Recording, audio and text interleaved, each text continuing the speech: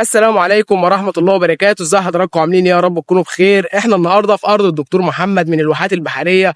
دكتور محمد كان زارع بقاله 6 شهور تقريبا انسجة برهي عمر السنة ونص، فانا عايز اوريكم في ظرف ال6 شهور ده ايه اللي اتغير للنسيج. بسم الله ما شاء الله، الانسجه كلها يعتبر كونت مجموع خضري كويس جدا، علاوه ان هي كونت ليف بشكل جميل جدا. قطر القاعده بتاعته من تحت جميل، وده بيدل ان الجدر شغال بشكل ممتاز في قلب الارض اللي مزروعه فيه. هوريكم بردك نسيج تاني. بسم الله ما شاء الله، ربنا يبارك لصاحب الارض. مكون مجموع خضري كويس جدا، خالي من الامراض او الاصابات الحشريه. بسم الله ما شاء الله، حاجه جميله جدا. طبعا الانسجه هنا تعتبر كلها نفس المقياس. ربنا يبارك لصاحب الارض.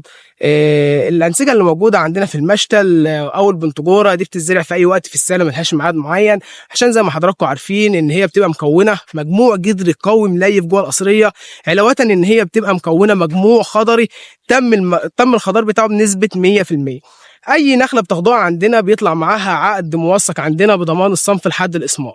ده بيضمن لحضرتك ان الصنف النخله اللي انت واخدها ديت لو طلعت اي صنف غير البرحي مثلا، وده طبعا حاجه مستحيله، احنا ملزمين ان احنا نيجي نغير لك النخله ديت بنفس حجم وعمر النخله اللي موجوده عندك في قلب المزرعه.